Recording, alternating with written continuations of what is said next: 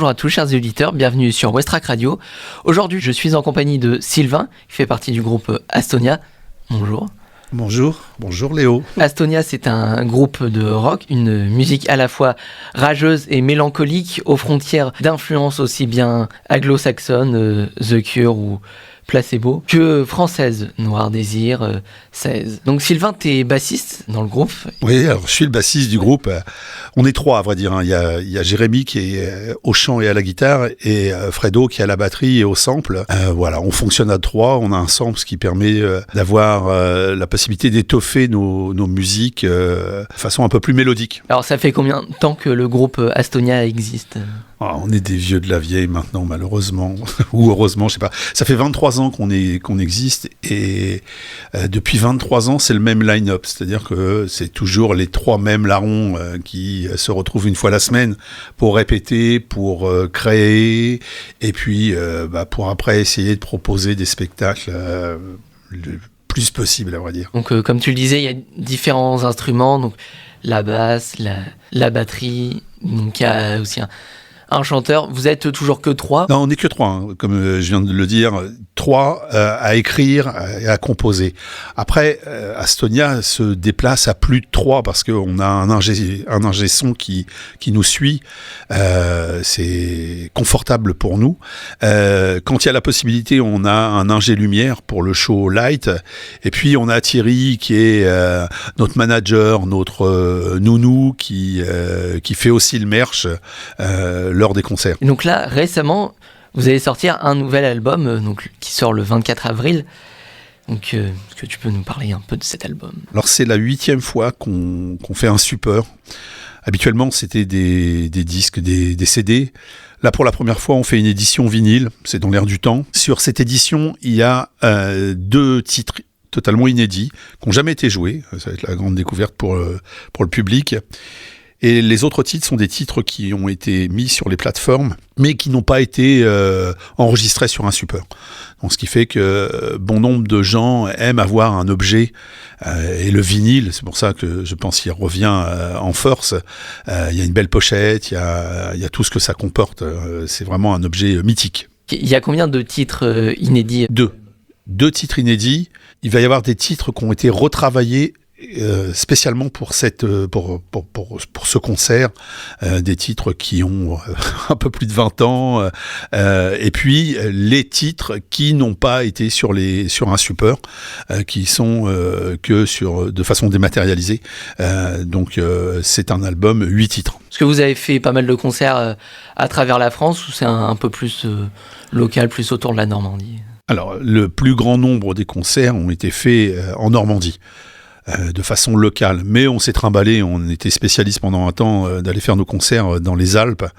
On a fait pas mal de Sud-Ouest, on a fait un peu de Bretagne-Vendée, un peu de la région parisienne et de Paris. Donc toutes les musiques restent quand même autour du rock, mais est-ce qu'il y a quand même des petites variantes en fonction de certaines musiques ?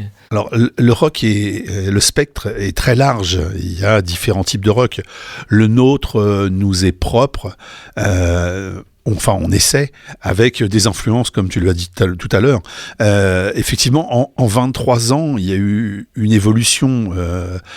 Ça fait sourire, mais il y a une espèce de maturité qui s'est installée.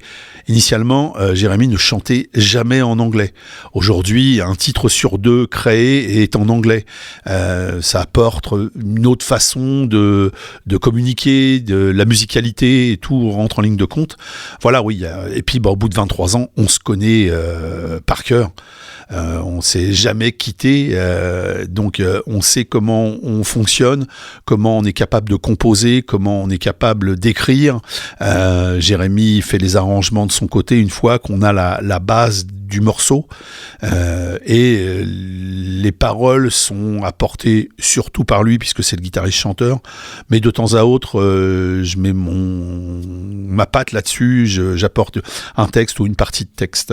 Idem pour la musique. La composition se fait sur un apport de ligne de basse ou de guitare, et après, tous les trois, on bosse là-dessus, avec des erreurs, avec des commencement, et à la fin, ça donne un titre finalisé, peaufiné et enregistré. Et en 23 ans, tu as fait quand même de nombreux concerts. Est-ce qu'il y en a certains qui t'ont marqué plus que d'autres ? Oui, il y a des concerts qui marquent obligatoirement. Déjà, les concerts sur des scènes assez conséquentes.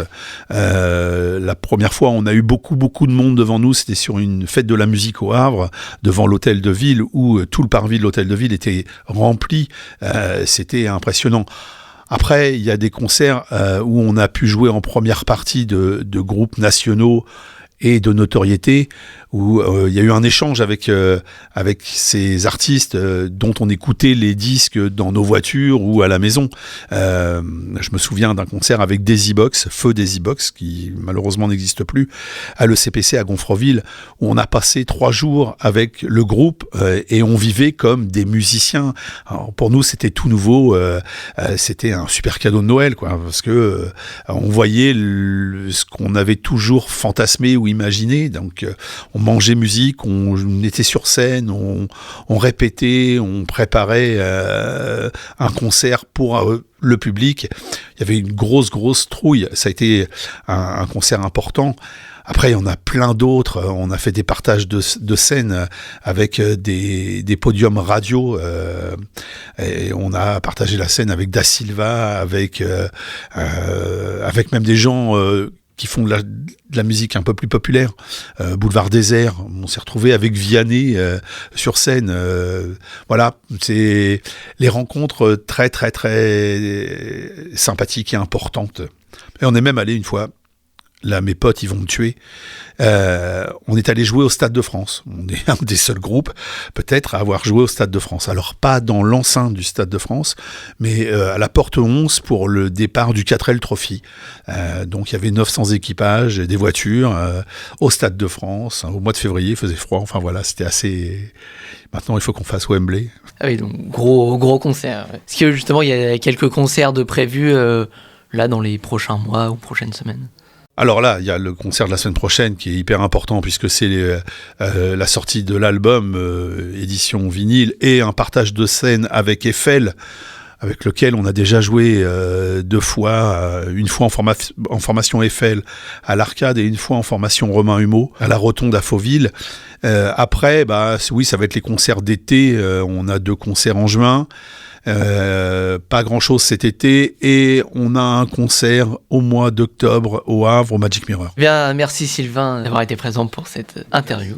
Écoute, merci à toi de m'avoir reçu et puis il reste quelques places pour ceux qui sont intéressés à l'Arcade la semaine prochaine. Je crois que même il y a possibilité d'en gagner sur les ondes de Westrack, donc n'hésitez pas et on se dit dans 10 jours. Et oui, n'hésitez pas à nous contacter pour essayer de gagner des places pour le concert de Astonia le 24 avril. Et nous, on se dit à la prochaine pour une nouvelle interview.